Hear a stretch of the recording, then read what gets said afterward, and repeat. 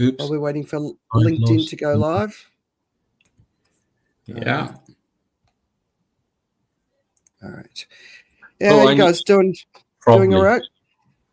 I've got a call at 10. Yeah, I have a haircut 10:30, so I need to go quarter 20 past. I couldn't find any other slots. So that yeah. Sorry about that. We try to stay on time. It's hard. We have to. Yeah. Because I have too much to talk about. Yeah. All right. It still hasn't started. All right, hi everyone. If you're joining us now, we're just waiting for LinkedIn to go live, and then we'll be getting stuck into another packed agenda. Yeah. It's hard to choose, right? Yeah, there's a lot. It's well, there's a demolition job going on. That's really interesting. All right, we are live. So, welcome to the Shit Show. My name's Andrea Edwards. I'm David Coe.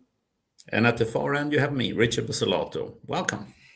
Yeah, and Joe's not with us today because he's doing an event in KL, so we'll miss him. And there's actually a lot going on in the AI space that I want to plug his brain about, so we'll have to save it for next week. I don't know if you've seen some of the even Steve Bannon is calling for what is it? Not artificial intelligence. It's there's another word linked to it. Anyway, calling on a reprieve. So we shall see what happens. Yeah, because do you know the word I mean? It's something artificial intelligence, but anyway, it's the one that it's perceived as a threat. So we've got two guests on the show today. We're going to talk about sustainable tourism and community building, which is something we've talked about many times in different ways. Ollie is our community building expert, but he's not here at the moment because he's having trouble getting on the link. So we'll see how we go. And David, would you like to introduce our first guest? Yes, absolutely. Let's bring her on. Hello, Sadaf. Hi, everyone. How are you? Hi. Good. So just want to say hi to Sadaf. Can we arrange this so that we also have the rest of us around? Oh. Yes, maybe that's the right thing. No, stick here for now. Let me do this bit. Yeah, you do this bit. Okay. But anyway, so Sadaf, welcome to be here. You're from Pakistan, and we met a few years ago, and and among the different things that came up was really kind of the activities and things within Pakistan and the enthusiasm of the youth that you were very much expressing at that time, especially within aspects of kind of the tourism and things. But I just want to ask, if I may, just to sort of say, can you give an introduction to yourself? In particular, kind of your whole family, I think, has been involved with that kind of community aspects right from the time before it became like, the hype words, as it were. So do you want to give kind of an introduction to yourself and how it led you into the path where you are now? Thank you so much, David and Andrea and Richard, for inviting me to your show today. And this topic, sustainable tourism and community building, is very close to my heart.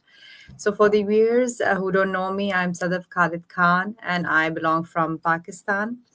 How I ended up working on this sustainable tourism and climate challenges that we talk about today is that my journey started from 2010, when the first time Pakistan was hit with floods up in the northern areas of Pakistan in Kalam, KPK, and where my family, my own mom, she was stranded for 5 days. And not only her, but there were about 5,000 tourists in the local community had to be rescued by helicopters because the destruction was massive and there was no road communication, and the network was all swept away by floods.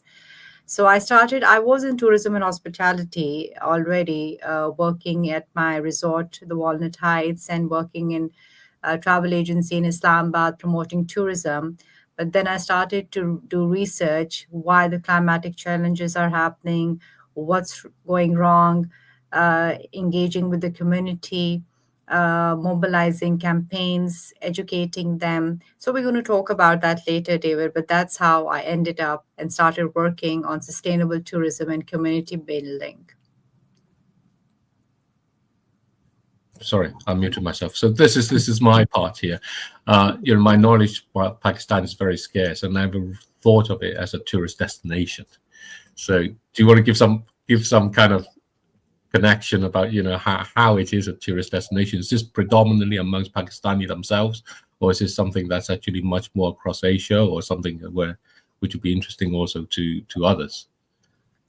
So Pakistan is a beautiful country, as we know on a geographical map. If you see, the location is between Central Asia, China, bordering with Iran, Middle East, Dubai. So Pakistan is known for basically adventure tourism. We have the K2, that is the second highest peak in the world.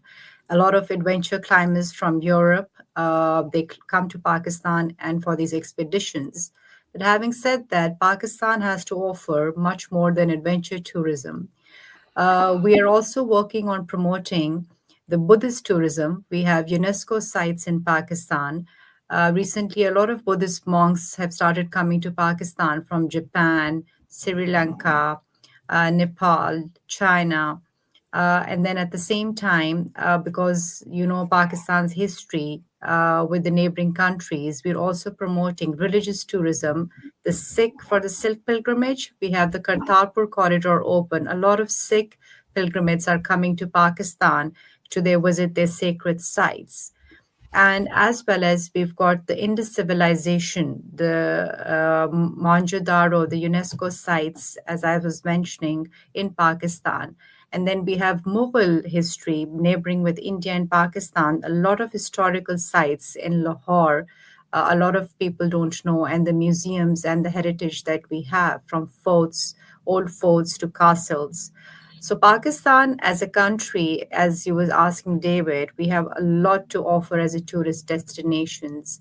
For beach holidays, we're just starting recently. We've got some new beach resorts opened near Karachi, and Gwadar is another upcoming beach tourist destination, part of the China-Pakistan Economic Corridor, which called the CPEC project. So yeah, so Pakistan has a lot to offer. And also to your question you asked, we have domestic tourism blooming, but we also have foreign tourism coming in, all parts from the world. As I was mentioning, Europeans are the most, like, they visit Pakistan quite often. But we have, as I said, now tourists coming from Malaysia is another tourist, like they're coming into Pakistan because they don't have mountains and that kind of climate. So that's another country that's exploring Pakistan. Yeah, over to you, David. I'm going to bring Ollie in, but we'll introduce him in a minute. So we made it, which is good. The 2010 event that your mum got stuck in, was that the first time something of that scale had happened, or is that something that historically has been happening before? Just to give us a sense of change in the environment. Yeah, so that was massive floods in Pakistan. 2005 was the first earthquake natural calamity that came, and then 2010, just after exactly 5 years, that scale of floods we all experienced for the first time.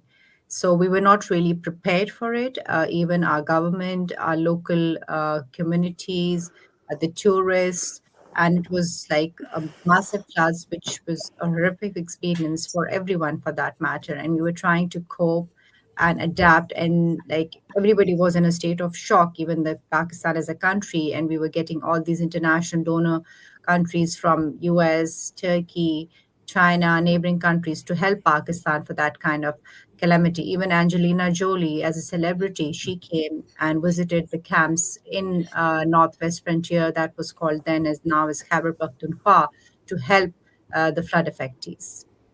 And then a couple of years ago, you obviously had the devastating floods, which took out 40% of the country.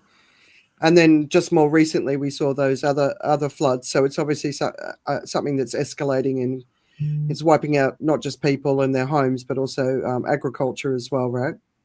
Yeah, exactly. 2022 floods I personally experienced again in that Kalam Swat community in the north parts of Pakistan. And again, the pattern was the same: 5 days of massive rain, cloudburst, and then again the bridges were swept away, and we were had to be rescued by the helicopter. And recently, by 2025, Gilgit-Baltistan and Punjab province, Lahore, they were the most affected. And as you said, Pakistan is an agriculture country. It was a lot of economic loss in terms of agriculture, the infrastructure loss, and as well as the tourism and hospitality figures went down to almost 45% because people like watching news all over, even domestic tourism declined because people were not feeling safe to travel to these areas.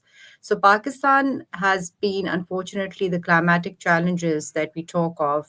Every year it's getting worse with the figures that we see. And recently, our Prime Minister addressed at the United Nations the climate conference in New York, and he was pledging US and other international donor countries to help Pakistan for community resilient building and infrastructure development, as we talk about. Yeah. Is it happening? Like, or is corruption sort of getting in the way of doing what needs to be done? Sorry, David. Yeah, I mean, yes, corruption is there as we speak of, but then a lot of private sector, like I would talk about the youth movements, they're quite active. Pakistan's population, 66% of the population is the youth aging from 25 to 35. They're very active in mobilizing and doing small community projects for Pakistan. But having said that, the government has to also play its role with the donor agencies. There's a new project in Pakistan, which is just recently starting, calling the Emerging Pakistan, which is led by WWF. That's a huge project that started in Punjab. And recently, I had a project in Gilgit-Baltistan. I conducted a Silk Route Festival where where I conducted trainings for the women entrepreneurs about sustainable tourism and how the climatic challenges are affecting that. So that's a start, and let's see how it goes. Okay. Yeah, and I think this brings to some of the things that you've been writing about, that within the Pakistani press and so on, really calling for that coherence of policy. And I think one of the things you mentioned that you've mentioned before is really where tourism builds and the problems that can cause itself also. Do you want to kind of elaborate a little bit more? Because I think, when people think of tourism, they're always a little bit torn between the idea that actually it's great to have sustainable tourism in some sense, but inevitably you always end up in a situation where you destroy more than you contribute. Yeah. Yeah, exactly. So I've been recently writing in articles. I mean, I've just addressing directly to the Prime Minister of Pakistan the urgent need of the sustainable tourism policy. Because at the same time, I think it's not just Pakistan. If you look at the global climatic changes, no country, even a developed country, they're not prepared for it. What we require right now is that policies are also very important, but implementation of policies are important. That is what is missing in a country like Pakistan. When I talk about, let's start with the domestic tourism. I mean, the NDMA, we have a National Disaster Management Authority. With the social media, with the mobile messages, on the TV ads, we are running and educating people not to travel during the monsoon seasons when it's on high alert, and we can't really predict when there's a cloud burst, and there will be flash flooding in those areas, especially in the north. But domestic tourists, they still travel and they don't change their plans.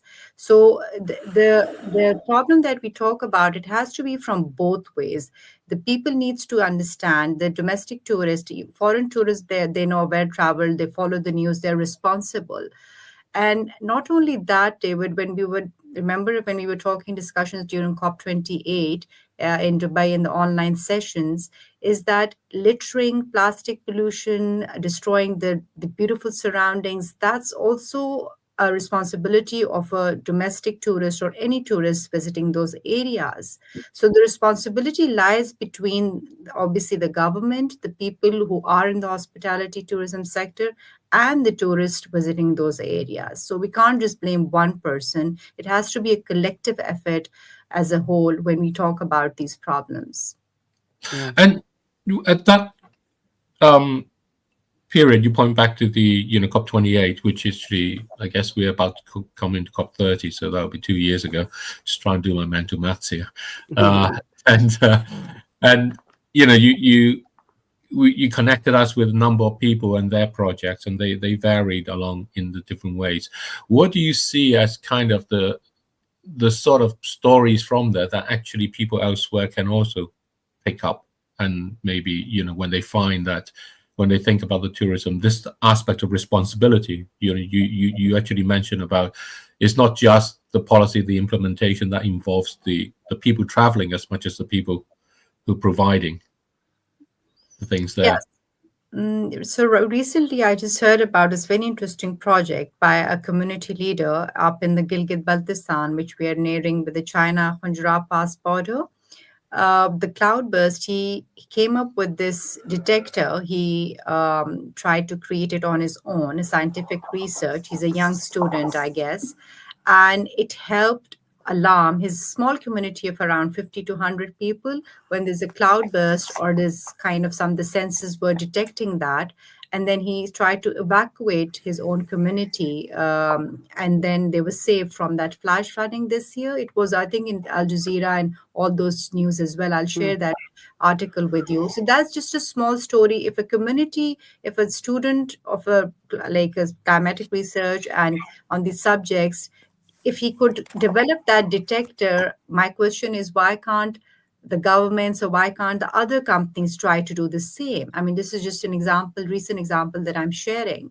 So I guess it's the responsibility, like the youth movements are there, but of course you need funding for those projects. But then when we talk about sustainability, I feel, David, it's not just about the money. It's we can create sustainable projects. Remember when we just had a chat about educating people, the local entrepreneurs, the women, we can give them a business model of just developing these bags for recycling, and they can use the same bags for getting groceries. You don't need millions and millions of dollars to start such kind of projects. A lot of non-profits, like I would like to name Aga Khan Development Corporation, AKDN. That's the biggest, the success stories of successful projects, especially in Gilgit-Baltistan.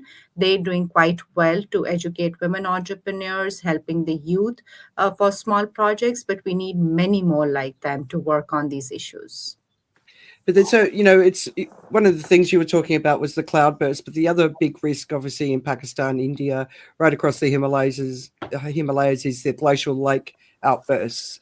And there's thousands of lakes at risk in Pakistan. But then the other thing that you were talking about is just the waste that comes with tourism and the responsibility for everyone. So, you know, I was living in Phuket, and there's all these 6-star resorts on these islands that you have to catch a boat to. And they don't have any waste disposal, and there's no way of getting the waste from the island, so they just burn it, or it just ends up in the ocean, right? So when you think about the beautiful Himalayan mountains just full of, I mean, we've seen Everest Base Camp and how much human waste is left behind. So it really needs that government and community and, like you say, the tourist commitment to just not taking waste, like not making it part of the experience at all. And I don't think, apart from maybe Bhutan, I don't think I've seen any country even remotely start looking to tackle that. Are you seeing any movement there at all from a waste perspective? Well, I tried in my capacity to train how segregation of waste is. Not really. So recently, the only project that I heard about, you know, the Nestle Water Company, that's a big company in Pakistan, and they created non-plastic Gilgit-Baltistan Hunza, and they want to recycling all the plastic bottles, water bottles, to make it plastic free.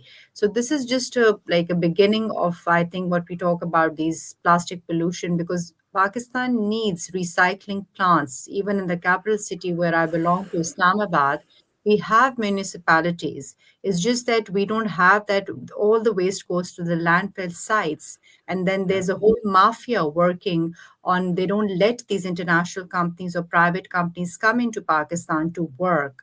So that's another subject in detail we'll talk about. But as of today, I just heard a lot of these Swiss tourists, they just were visiting a week back, and they were picking all the littering, all the garbage from these beautiful base camps in Pakistan. It was all over the social media. If the foreign tourist can do, why can't we do it? So yeah, we need bins in those areas. We need to educate people. people, there's a lot can be done. Nothing is impossible when we speak of these issues, but it's just the will and the motivation from all sides, from the government, from the private people, from the community, from the tourists who are traveling to these beautiful areas. I'd like to bring one more point that I think you mentioned before. I mean, we're seeing at the moment kind of the White House being knocked down and being replaced along. And I remember you made a comment before about hotels which had been devastated by floods and stuff, and people rebuild them in that way too. And there's some and how is that kind of is that an opportunity? Are people taking that as an opportunity to implement the kind of sustainable policies? So, well, the hotels building infrastructure laws, as I said, we have the laws in place, but unfortunately, the hotels built, the local investors there, even the floods, the hotel was swept away with flood, but they will build it on the same place near the river, which is blocking the way when there's a flooding going on. So, I mean, there is a movement going on, especially in KP, I saw where my resort is. The encroachment, the government is trying to go, and they're like just giving them warnings that we're going to destroy your hotel if you're not going to destroy it yourself, because that's creating a lot of trouble for the whole of that area and community. So what I would suggest, when they're building hotel, the government is watching there. Why do they allow to build? Because there's huge investment in that hotel, right? And then when such incidents happen, the government just come and they want to just destroy it. It's not fair on both sides because there is an investment involved. It should be planned. The planning of those tourism places, keeping in the climatic challenges, is the need of the hour, what I feel, not only in the northern parts, even in the cities. I mean, Islamabad this time in the very posh town, Bahria town, is a residential area. A father and a daughter were swept away in a car because of the flash flooding. So the urban planning, when we talk about smart sustainable cities relating to sustainable development goals in a country like Pakistan, I think when Pakistan was 50, 60 years back, I think the urgent need of planning is very important when we are developing these resorts, David. Yeah. I think people outside of this region don't really understand how anyone with money can bribe anyone they want to build anything they want anywhere they want. You know, it's just a common problem. In Thailand, we see that in the US right now. Well, on a different scale, right? In Thailand, all you have to do is you rent an elephant and you put an elephant on a piece of land. And if they don't hassle you, after a while, you build like a bamboo shack around the elephant. And then as time goes on, your structure gets progressively more solid to the point where you basically, nobody hassles you. It's an interesting process. Yeah. Having said that, I mean, it was all over the news. I'll share the links with you. So this, I mean, very dear, not friends and colleagues, they built a hotel at Athabad Lake in Hunza, which is neighboring China border. And it's just on the lake. You can see, even as a tourist, it's just where any a flash flooding or a glacier melt or any landsliding can happen. And they took permissions. It's called the Luxus Grand Hotel. And this year, thrice it was hit by these, the glaciers and these small kind of flash flooding. And it was all over the news. And they took the permission from the government. And also all the sewage waste was going in the Athabad Lake, which is such a beautiful lake. So it's just that these are the educated, rich people. They do open these hotels there. But then, having said, as Andrea was saying, you can see it in front of your eyes, but still, it's just like they just want to make money and business out of it. They don't care about environment or their own infrastructure damage or losses as well. I think it's really interesting, isn't it? Because it goes back to that responsibility. So as you were describing this, I was thinking, well, maybe it's good to have some kind of like an index or review of kind of the impact of a hotel for people booking. And then, of course, it goes to the point you were making earlier that the people go there when you said, if there were weather reports of potential cloudbursts and things in Pakistan, people still go along with their schedule. So they're not really have that awareness or concern, even when they themselves may be the people caught in it. Yeah. That seems a pretty. What's the driver behind that? What do you think is the reason why? Is it because the holidays are so scarce? Is it something like that, or? Yeah, so domestic tourism, as we speak of international traveling, only the rich class, elite class, as we call in Pakistan, 1% or maybe I can say just 2-3% can afford going international vacations. The rest, they're all domestic tourists. So in Pakistan, as we speak of, the summers, the temperature soars up to 45, almost now some places to 47 degrees. It's so hot during the summers. And we have summer vacations. The schools are off, as you guys have the 3 months or 2 months summer vacations. Everybody wants to experience a kind of cold weather when they all go to these northern areas just to have a breather from the hot temperatures. And then we have electricity crisis as well. Everybody cannot afford an air con, in Pakistan. So they just want to go for a week or 10 days, take their family, their kids, have picnics, go for walks, enjoy the cool weather. So, David, to the question again, climate change, the climatic changes. We have 4 seasons: autumn, summer, spring, winter. But now, the last 10 years, I see summers is almost now 8 months, and hardly we get winter period, which is just 2 months. That's from December to January or March. So that's another reason I feel that even when they hear these news, they're not bothered and they just want to have the relief for 1 week in cooler places. And that makes so much sense, right? Because you're at risk of dying from heat, or you're at risk of dying from a glacial lake burst, or but one there's a chance you won't die. The other one, it's almost guaranteed if your electricity goes out. So kind of makes sense, right? Yeah. It puts it that really puts it in context. Thank you for clarifying that situation along there. I think it's really kind of that forced lifestyle changes that you're forced to make that actually further puts you in danger as well. And then of course then you have the commercial aspects that just taps into this as a mechanism to make money.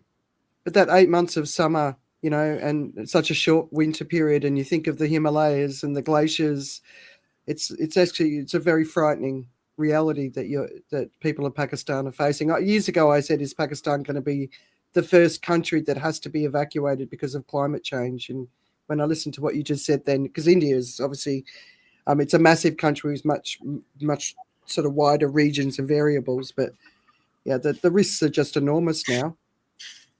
Yeah, we talk about these issues. It's just that the good thing is that at least youth with the social media, people know about it. It's not that people, even those community, trust me, those community I was speaking today with, those community leaders, the community that live, they're not educated, but they understand these climatic challenges. The only thing is they need hand-holding, as we speak of. They just need the right direction, the right networks, the right people to work and help them. You can prevent them as well.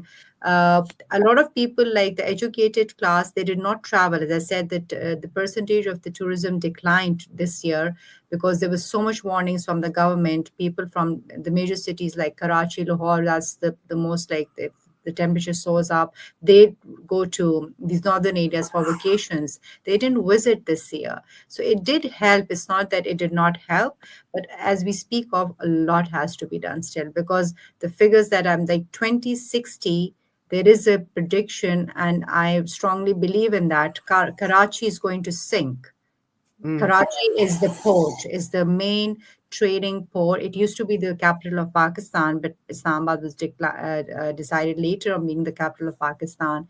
So these predictions are there. Even the airport was flooded in Karachi, if you saw the news, during the monsoon seasons. So, what's the population of Karachi, just to give people a sense? Karachi, it's huge. The last census, I don't know when it happened. It's definitely, we're more than 30-50 lakhs, I guess, just Karachi as a city. It's about 20 million. Yeah, it's a huge place. Almost the population of Australia. Yeah, it's about 20 million. So yeah. I want to move on with another guest, Oliver, we want to bring on. So, but is there a last word you want to tell people? Just wanted to a quick one with Sadaf, just the sustainable development goals, because I think we need to be putting a limit on tourism all over the world. There's a lot of new regions that haven't had the massive numbers of tourists who are now opening up to tourists, and they're going to be overwhelmed, especially if you look at the Scandinavian countries. So just wanted to get your sense from the sustainable development goals from a tourism perspective. What do you think is most important for people to be really thinking about? In keeping perspective, the Sustainable Development Goals, I mean, the agenda was 2030, but 2030 is around the corner, and I think none of the countries we were able to achieve those targets, which we were supposed to. The most important thing is, I think, keeping sustainable tourism is that straight away we need to have eco-friendly resorts. That's the first step. And then second step is also educating people how to be a responsible tourist when they're visiting these areas. I think these two perspectives, if we manage to achieve them, that will help also preserve our natural environment in a country like Pakistan. That's great. All right. So now if you're going to stay with us, right? Yeah. For the show? Yeah. All right, cool. All right. So I'll bring us all up. And this is the first time I'm seeing Ollie's face. We usually, it's usually dark at night for me when we gather on X and talk all things climate. But welcome, Ollie. Hi, Andrea. Indeed. Hi, David. Hi, Richard. Hello. Hi, Hi. Sadaf. Sorry about the muzzle getting on to start with. No, it's all right. I've got to work out how to solve that problem. It's like a panicky moment. But Ollie's our first stonemason, and I think that's just interesting in its own right. But the reason I asked Ollie on is because he's one of the co-founders of the Climate Crisis Club. David, I think you've joined once. It might be a bit weird for you, but if you stick with it, it gets better. I think Saturday is my day with my mum. So yeah, right, yeah. Well, it's late. It's like I was on it till 4 a.m. last week. But anyway, for me, it's a great club. So if I've joined any sort of, I'll give you an example. I joined a community recently, and it was a spiritual consciousness type environment thing. And they started off with a meditation. And while the meditation was happening, everyone who was on this call was just in the chats trying to link together and connect on LinkedIn. And it was this frantic sort of noise that was going on. And I found it really funny because it wasn't really appropriate for the moment. But the other thing is, I think that there is a passion within the people who are focused on the community to find the community, to find people who think like them, because I think a lot of us feel quite alone, and no one really wants to talk about the stuff that we want to talk about because I think it's too miserable. But anyway, Ollie, tell us about yourself, then we'll get to that. Well, first of all, it was very interesting to listen to Sadaf talking about Pakistan. And obviously, I'd be tempted to sort of leap into the whole environmental chaos, really, and the situation there, because it's terrible. I mean, obviously, we know that. And but first of all, about me, I had a troubled youth, and not crime, mental health mostly. And what I'm talking about today is communities. And I started off in a couple of communities that, if you like, were exactly what I'm going to talk a little bit about now. Not just about the Climate Club, but communities, the various types of communities around the world, and the ones that we're in, and the ones that we try and avoid in the modern age, that we're trying to dodge, if you like, in this rather independent, slightly kind of cut off situation that so many people find themselves in. So I had a troubled start in life, and then I went and I thought, what am I going to do? And I just thought, I'll do some sculpture, and I did some sculpture, and I thought, this is great, but I'm not going to make a living out of this, because nobody makes a living out of this. It's just not going to happen. It's not sustainable, basically. It won't happen. And so I'm not, it wouldn't be lucky like Gormley or someone like that, who sort of, lived in a squat in Islington and then suddenly found himself a kind of international sculptor. and got very lucky. No, so I went into stonemasonry. I did the full training, craft, advanced craft, even something called mastercraft, which is a little bit of a sort of a funny name for it. And I've worked for the whole total is 30 years in this trade, from a lot of churches, pubs, stately homes, the odd cathedral now and then. Basically doing that kind of work, and a lot of boring work as well, like steps, because there are millions and millions of front steps that are all dying at the moment all over London. They've reached their kind of 100 to 150 year maximum, which is, if you're treading on stone for that amount of time, it's going to wear out. And they're mostly, again, this is to do with the climate, they're not very, most of these steps lead to basements, and these steps aren't waterproofed, and so they leak. And so people come to me and they say, "Stop the leaking," So I do. I have to build a whole new set of steps on top of it first. So that's the life that I've lived for the last 30 years. But during that time, I've always been very a little bit crazy about the climate, to be honest with you. From about 1984 onwards, I got very affected by Band-Aid, Live Aid, and I got affected before that by the Biafran famine back in the 70s. About 90, it was actually, I think it was sort of over by about 1970. But as kids at school, we were being bombarded by religious groups who were very involved, and it was, it was affecting. I know I'm not the only one that was affected by this, and I've said it before. A classic example was George Monbiot, who was at school with me, and he was in exactly the same age group, and he was absolutely affected by this entire kind of how can I put it? It was a kind of faith group within the school that was part of the school ethos at the time. It was very fluid through it. The headmaster was very into it. It wasn't a bad thing. There was nothing wrong about it. It was sort of cultish or odd. It was very good. He was very affected by it. I was affected. Number of people were affected by it, and it actually went all the way through our lives. You can see how it affected everybody. It was very interesting. So anyway, for all that time, really since I was about 10, if I think about it, but particularly from about my early 20s, I've been very, very fanatical, really, about the climate. And that, I think, helped to, that really helped to sort of, when the club, Climate Club came along, the Climate Crisis Club, it didn't start as a club. It started as a collection of people who followed a couple of scientists, particularly Professor Michael E. Mann.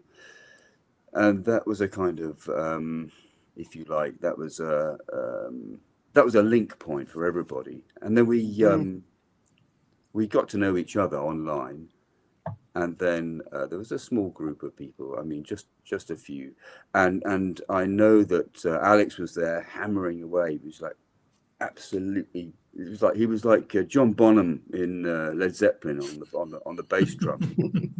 Absolutely. You'll like that. It worked really well, actually. No, it worked extremely well. And Noreen Wise was there, and Dr. Val. Now, Dr. Val was, it turned out she was absolutely pivotal.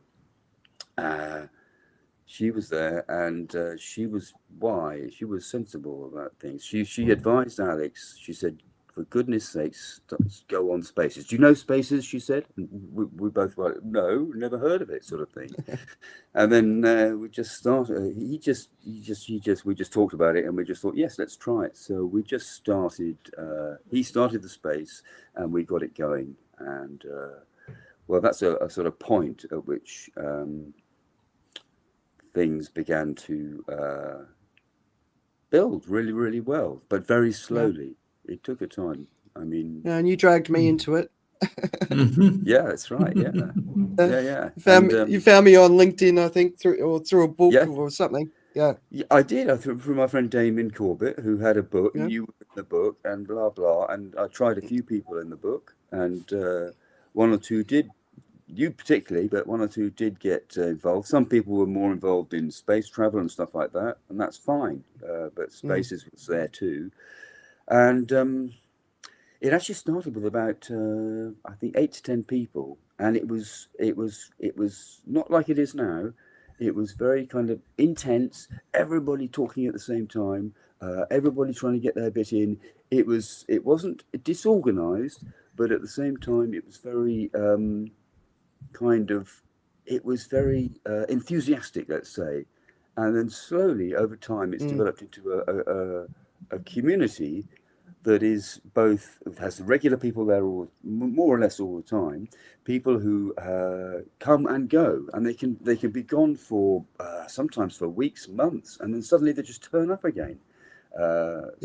They're affected by something and they come back. So it's if you like, it is a bit like a pub. You know, you can you've got your regulars and you've got people who come and go, and the tumbleweed sort of tumbles past, continues to go past week in, week out, and the sign swings outside and there's a fire burning, and this is all not what's happening there, but it feels like it sometimes. It's comfortable, it's very friendly, and above all, it's friendly. I know that Alex was very, very particular about there were a few fights early on with people, and he was very particular that we stop this fighting because it was causing problems. Kind of online fighting, you mean? To sort of like, you're wrong, I'm right. No, we're talking to each other, but it's because to me it's one of the biggest challenges, right? Because everyone's in a different place, and sometimes people will get on and they're quite new, they're trying to understand it, they're at the beginning, and then you've got the doomers who lost all hope, and you've got everything in between. So I was just going to ask you, like, when you look at that, it's an enormous challenge, and sometimes people kick up a storm and create a hassle, and it's hard for Alex probably more than you, Ollie, but I think so, so I mean, because I think for people exactly, well, we all sort of message him and calm him down. But but when, like, for other people who might be thinking about, like, where do I go for community, because it can be local, it can be global, like we've got, what are the biggest challenges in bringing people together that you've been seeing across the years of doing this? Usually they're cultural. A typical example would be something like Gaza, for example. A Gaza-Israel problem is a perpetual problem, and that's been resolved pretty well. But within the club. Yeah, absolutely. No, not in real life. Not in real life. No, not at all. That's, but in club it has, because they find a consensus not to fight about it, and to respect each other's views, and try and find a way for you. It still flares up, but not usually within the club environment. But the community thing is a community, basically, I read as, I like this expression from a guy called Toby Lowe. A community is a group of people who share an identity-forming narrative. That sums it up pretty neatly, I think. So with the club, it's obvious, Climate Club, it's basically the ongoing climate crisis, which is probably the biggest issue in the world ever. I think I don't see any other issue as being quite on the scale of this one. And as you know, if you're in that crisis, it is completely all enveloping. Nothing, you cannot find a beginning or an end to it. You cannot find you cannot really find a safe place to breathe. You have to find something that settles you, but at the same time, it's such an enormous problem that most people around the world, rich and I would say, I say poor, rich and poor, actually switch it off. They have to switch it off because it's too big a problem to actually cope with. If you've been in it for all your life, I find it becomes a lot easier. It doesn't drive me crazy anymore. Now I'm much more understanding of it, and I can hold the capacity of it much more. Most people cannot begin to go there, and they will turn away. There are players out there that are worse than that. There are obviously paid trolls. I mean, I cannot understand something like being a paid troll. How can you do that? But I think basically just take the money. They just take the money and think it's just another kind of job, if you like, and I just take the money. Or there are other people who have they have their own very fixed ideas about what is right in the world, what is actually, this is the right thing. This is what I believe. This is what I'm going to go on stating. It's a very current topic, epistemic arrogance it's called. You've probably come across it a few times. And it wastes an awful lot of time in discussion. It wastes a huge amount of time in discussion because it's so... it doesn't have a beginning or an end again, and so you can argue with people about it endlessly and not get anywhere. And at the end of it, you're still where you were at the start. So it's very discouraging, and that's where a community comes into it in a way that is really productive, because you've had the time to talk through all the issues slowly, and it takes weeks and months. You may only be thinking to yourself, "Oh, there's only." Maybe on a particular group, a particular Saturday, maybe 500-600 people who've come and gone, but they've taken something away with them. They've either joined, voluntarily. They've all joined voluntarily. Nobody gets pushed into it, but they've come in. They've taken something away. They've gone away. It helps their journey into understanding the problem, and it also helps them to go out and do the same thing. I suppose it's a kind of like being a missionary or something like that in a way. But it's a subject that is completely steeped in reality all of the time, and it's not even a kind of, there's no dogma to it, and it's happening. I mean, look at Pakistan and the horrors that they just endure over and over, and now they are clearly taking the situation into their own hands by purchasing solar panels en masse on a huge scale and just doing it for themselves. Usually second-hand panels that have got plenty of life in them, but are like a third or half the price of new ones, maybe less sometimes. And they're just able to plug in, and they can literally save themselves by having their own arrays. That makes so much sense. Same in India, of course, too, particularly, and I'm sure over other parts of Asia. So it's and more robust. I mean, that's more robust than the power grid that keeps failing. Yeah, completely. Yes, absolutely. You can. We've got. So I was going to ask, how does someone join? Is this like a members club, or how does it work? And if someone wants to go, no, just with the climate club. It's just you just come and have a listen, see if you like it, and then contact Alex. He does the processing, if you like. People. So where do they go to listen? Oh, what? Come, David. You know how. No. I mean, I'm not being him, obviously. Don't know, right? No, so, I know. Yeah. But it's basically it's a Saturday space. On Twitter, I still call it Twitter. I'm sure people do. It's a Saturday space on Twitter. It's at 11 a.m. EST. We'll do the maths. If it suits you, it's terrible for Andrea, obviously, and it probably isn't that great. Well, it's terrible for you guys because I have to have a drink by that point. Yeah, that's easy. That's great. That's easy. Yeah, this time of day at 7 o'clock in the morning here. Oh no, it's sober here. but it's also, you got to stick with it, right? It's because sometimes we talk about music, and sometimes we talk about a lot of different things. We've got a massive American Indigenous presence, which I love, because it's just a view that we don't get outside of the US. We've got Africa, India, Pakistan, sometimes Australia, where it's 4 or 5 o'clock in the morning. They'll jump on. So I'm one of the few in Southeast Asia that come along, but it's a pretty widespread group. Greenland, Germany, it's really wide. South America, a few there, particularly Brazil. Yeah. But it's but David, to join it, you literally just click on the link and come and join the space. You don't have to. If you can even do it anonymously. We get quite a lot of anonymous. I'm asking because I myself have never been able to find it as such. I mean, I've found the chat, but I've never found the other thing. Apart from the fact that Saturday mornings I'm with my mum, so but I don't. Right. So I'm kind of asking as a person who. So on Twitter, just across the top, familiar with Twitter, so I don't know how to find it.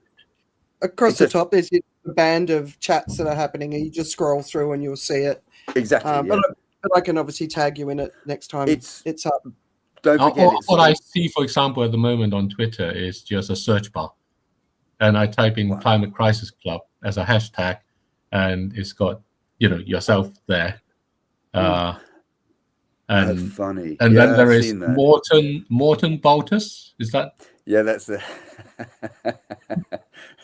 I think that's Alex. Yeah, that is. Yeah, there's a few. There's a few like that. But the other thing, of course, is it's at 4 p.m. in the UK, so it's 11 a.m. EST. Oh, okay. So it's not it's 5 hours ahead. But I always these days, if people have trouble getting in, I always suggest that they just try climatecrisisclub.org, and then you go straight into the web site, which is a newish thing. And then once you're in the website, there's a lot of links there that work, basically, because Kim, who's really like our driving force for all things site-wise, is brilliant at that. And she was a founding member too, really. She really come in really early, and once this kind of this small group got going, then very early on, it really expanded quite fast suddenly, and it became that proper community. It was a sort of nucleus to start with, and then it became a community. And as a community, the one of the most interesting things I find about it is this idea that people can talk about it and use the place for as a friendly place to be, and at the same time to understand the situation with a lot of the climate stuff. And it is, we have some very in-depth conversations, and there's a lot of people with a lot of knowledge there. Sometimes they fall out, people go, they come back, they go again. A lot of people do actually burn out as well. There is a burn in it. There's definitely. See it happening, and that's if somebody burns out, then there's a massive amount of support, and there's also time to sort of chill and go and come back to recover, basically. It is the biggest problem in the world, and it takes its toll, no doubt about that. It has on me. I mean, trying to keep up with America and the American time zone is, Andrea, what it's like. It's a nightmare, really, a lot of the time. How you get around that? I've completely changed my hours, and at the same time, I'm trying to work, still working. Getting up and going out a little bit later. Thank goodness I'm an independent stonemason, and actually still getting the work done, but still keeping in with the club. It has a very diverse set of members as well. I would just say, go on, yes. So I was going to go. I mean, so basically on a Saturday about 4 o'clock in the afternoon PM in London. Work out wherever that translates to. Now I know it's 4 o'clock. I thought it was like 11 o'clock. So 11 o'clock I'm with my mum. So I look at 11 o'clock, and I didn't realize the time zone. I got the wrong time zone. So it's actually 4 o'clock in London, or around there, because clock's going to change, right? So is it? Which is the time is based on when we're going to get out 4. Stick to 4. Sorry? And just keep to 4 p.m. in the UK, because the club will go on for 6 hours, usually 5 or 6 hours anyway, and it's drop in, drop out. It's view only, but be there in person. Not view only, sorry. It's be there in person. Choose to speak if you want to speak. That's cool. A lot of people just like to sit and listen. A lot of people are very active, and will go straight into the speaking at a drop of a hat. And then there's anonymous listeners as well. And I have mentioned, I think, to Alex, that anonymous listeners are fine, because if it comes up on the stats later. This is great, because this is people. Who cares if people want to listen anonymously? That's fine, because at least they are listening. At least there are people involved in it, and actually who have gone there to have a listen, and they don't have to advertise their presence necessarily, because they are there. The whole idea is to get as much expansion as possible, not just to be sort of ticking buttons, Twitter buttons, snacking up stats of what do you call it, sort of scalps, if you like, of people who are there. The whole idea is to actually change minds about this thing, and I think in its own sort of modest way it is working. Don't forget there has sprung up about 5 or 6 other groups in Twitter mostly that spaces that have sprung up around around extensions as well. Satellite ones. So different languages and but also they're different topics, but they have their own identity. They're not some kind of claustrophobic kind of like everybody's in the club all at the same time. There are different ones that are actually that have evolved, if you like, over the same time. Can I say something about the indigenous community? Yeah, because we had a very strong indigenous thread running through it for a number of weeks. There was a bust up, it happens, and but we've kept up with some of the people who were involved in the indigenous side of it. Robert's been particularly strong like that, and very, very, very keen. Robert Toskins, that is, who've come across obviously. And he's very keen on that, and I am too, in a quieter sort of way. It's always quieter way with me, I suppose. But the point is about the indigenous communities is I have the very strong understanding that indigenous communities in themselves hold most of the keys to getting through this. They have the knowledge, they have the understanding, they have the community above all that is particularly that has weathered thousands and thousands of years of this type of thing. Really, not such an acute climate necessarily, but they have a much better understanding about going with the flow of the Earth system itself. They're just better acquainted with it, and they've been terribly persecuted by us lot whiteys in colonial in the 500 colonial years, whatever, and yet still they will come forward and talk and are open to helping us, and vice versa, which is nice, which is a nice thing, in a modern world that seems so sort of distant and a little bit cold. Can I ask about bus stops? I mean, it seems strange to have bus stops over a community based on the climate crisis. Is it over priorities? Is it over bus stops? What do you mean? Bus stops. Yeah, it seems like it's a community of people who are all focused on the climate crisis, and it's there, it's physical, it's in front of us, and here's a group of people who actually already are, focused on it and believe it. Can I jump in there, Ollie? Yeah, because it's an interesting one, right? So I'll give you a break from the main screen. So one of the bus stops happened when it was someone who wasn't American said something that offended one of our indigenous brothers in the US, right?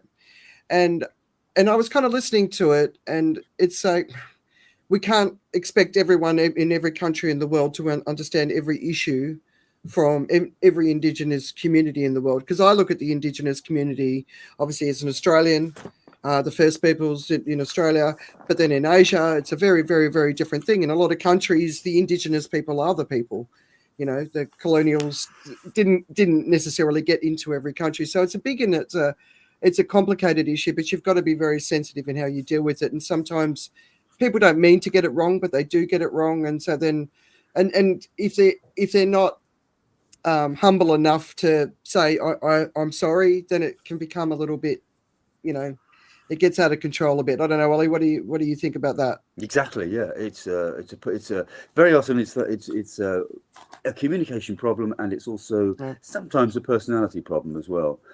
Somebody may just be having a bad day, and they might, it's like anything. We're atoms, aren't we, David? All right. So we're just going to collide with each other the whole time, and something's going to spark off that from time to time.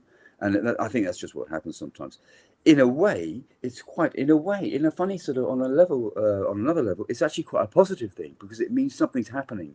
It means that there are reactions going on. People are, getting really stirred up about it. It's not. It's how can I put it? It's become. it's become more grown up as time has gone on. People have learned how to not so much avoid it, but to manage it and to keep going without there being blood on the floor, or necessarily. So it's grown very well. I mean, some of the people on the space are very good, are very trained at spotting problems and dealing with them quickly. So yeah, it's and I think with something like this, it's such a big and complex issue. Some people are focused on a solution, and that's all they want to talk about. Whereas other people are like, well, yeah, it's a solution. It's not the solution, because there's no A, it's only the. And so some people get really kind of caught up in what they're thinking, and that becomes a bit of a problem too. But I sort of mute and have a bit of a chuckle sometimes, but just because it's all you can do. You can't take, where everyone's dealing with it in their own way, and nobody's right, nobody's wrong. We're all just in the middle of this global chaos, in every aspect of it, geopolitical, including the physical world. So it's like, and some people don't have the maturity to sort of understand that, I suppose, right? That's it. And the Duma thing is very interesting. We had a huge fight about the Duma thing early on. And then it slowly became clear that there are different Dumas, different types of Dumas. There are Dumas who are actually really positive in that they are Dumas, but they keep going. They keep pursuing the climate. I wouldn't say Andrea is a Duma, but she's definitely got a bit of that, and that is really, if you think about it, it's very, very positive to have the Dumaism that you can actually use to drive the bus, if you like. You talked about bus stops, David, just now, and if you can have a Dumas that can drive the bus without crashing it, or other Dumas, if you like, who they might think, I can drive the bus, and they park the bus on the side of the road and they go to sleep. They think, I can't be bothered with this. I'm a Duma. It's all over, and I'm giving up. Wow, that's the worst thing you can do, in my opinion. I mean, don't give up. If you're a Duma, you cannot give up. You have to keep going. So the Dumas who keep going are the positive drivers, and the Dumas who decry, if you like, any hope for anybody, and go on about the end of the world, and then pull over and do nothing about it. They are the bad Dumas. They are the Dumas, I think, that some of the climate scientists get really upset about. They're not really getting upset about Dumas with attitude. Dumas with attitude, I think they're brilliant. I'm just gonna bring Sadaf up because she needs to drop off and she needs to go. So I'm just gonna bring you up to say thank you so much. Really great to get your perspective, especially what's going on in Pakistan, because I think a lot of people don't really get it. So really appreciate you coming along and spending time with us, my darling. And we'll see you again. All right. Yeah. Thank you, David. Thank you, Richard. Thank you. I have to get back to work. So thank you so much, and see you guys soon. Bye. All right. Have a nice see you, chat. Bye. All right. Thanks, bye. And I'm going to bring Ollie back on. So I like Dumas. I've spent a lot of time with Dumas because I think they are the people who speak the most sense. But as I've said to Ollie many times before, they don't have any faith in humanity. That's the difference. So when I spent a lot of time with them, I was trying to work out, well, where's the hope? Where's the hope? There's got to be hope. There's got to be hope. I spent about 18 months just with them, listening. I'm like, you're not wrong, but there has to be a path. So, but I actually is that some Dumas club that you were part of? Is that how no, I just found them all the people, Professor Elliot Jacobson is my favorite Duma. But there's an actuarian called I can't remember. He's got a fantastic X handle. I should share it with you, Ollie. Mate, he's brutal. But I mean, the thing about the Dumas, Leon Simon is another one, and even James Hansen has become a bit of a Duma, Yeah, but he's behaving himself. He's not as Duma-ish as he could be. What he knows, right? Degrees of Duminess. Yeah. It's okay. So am I kind of Duma? No, you're much more optimistic than I am. So is Richard. I'm probably the Doomer in that sense, but I mean, is being a doomer recognizing the reality and accepting the reality, or is it? Yeah. So no, the concept of the doomer means that they basically don't think there's any chance, and we're pretty much stuffed, right? So there's no hope left in the conversation. So that's the doomer. But if you actually listen to them, they are definitely paying attention to what's going on. They're sharing the data, but they're not sharing any solutions, even though many of them are still actively involved in community organisation and doing their part. They haven't just given up on us, but they can't. Wait a minute. You guys talk. Yeah. So I mean, I think this is really interesting in the sense of kind of because I think a lot of people. The reason why I'm asking this is not because I'm trying to sort of say, oh, they're doomers or whatever it is, because I think most of us, we have complex motivations. We are complicated beings, and we go through periods where we're despondent. We go through periods where we're elated about things, and can be about the same thing. The switch to go from one to the other could be minuscule in that way. So there's always a degree of doom on our side, but you need a degree of doom in order to go forward too. Yes. Otherwise, you just stay where you are because you think, great. Last week I shared about we've lost the coral reefs, right? Yeah. There is no hope that will change. There's none. It's done. Yeah. Since I've been watching climate scientists talking about it, the media talking about it, the headline is we may have. It's like, no, that's not what they said. We have. Just today on CNN, the corals off Florida gone. Not right now, but they're on the path to going right. From a doomer perspective, that's here you go. That's the end of it. From my perspective, it's that's about as bad news as we've heard this year. The implications are enormous, absolutely enormous for every living being on this planet, not just in the ocean. They talk about storm surge, $1 trillion impact, home risks, all that sort of stuff. But it's so much, the impact of that is so much bigger. And if we don't start talking about this stuff, like the real impact, if we don't start talking about it, we're not going to do anything about it. We're still frittering around the edges of what we need to do. I like your comment about the word may, right? They may have died and stuff, because when I look at the press, BBC, and everything is like, it's hunky-dory. We're going to fix this. We've got this and all the rest of it. And, my kind of equivalent word in that sense is acceptance. A few years ago, Richard and I were giving this talk at these conference with sort of single family offices, big wealth kind of thing. Big concentrated wealth. And at the dinner after, the guy next here. Yeah. at the dinner after, the guy sitting next to me said, I really shouldn't be here. Saying why? Because this is really dangerous. I might get killed in the crossfire. But anyway, he made a point that he made the analogy to grief, and he was saying, you guys have accepted it, and so you're looking forward along with that. And the problem I find, and that's why acceptance is kind of my first step, and the problem I find with what I read is it's all in denial. We may be that, but scientists say it's still okay. Yeah. If we just cut CO2 emissions, we might do. No, that's not what it's saying. So we did a show 12 months ago where we talked about the importance of acceptance. I mention it on the Climate Crisis Club a lot. I don't think people really know what I mean.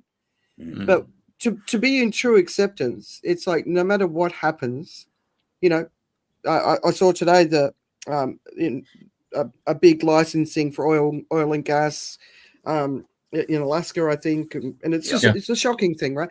But it doesn't matter what you say and what you hear. It doesn't knock you on your ass like it did when you went into because there's climate anxiety, and then there's later is climate grief, and we've all been through our climate grief, right? And sometimes you slip back into it. You do, I do. And there's weeks where I'm just like, oh, but I can always get back to a pretty equal sort of equilibrium, I suppose. And so it doesn't matter what I hear. I'm like, well, of course that's next, because I've already accepted it. But I've decided to do everything I can to fight to make sure we don't get there. And I'll keep fighting, because I know the next one and the next one and the next one and the next one. But I'll keep fighting, because that's what I've chosen to do for my kids' future, for all kids' futures. And that's what acceptance to me means. Like the worst possible outcome. You've already seen it. Yeah. It's not pretty. Yeah. That's probably where we're going, but I'm going to do everything I can to make sure we don't.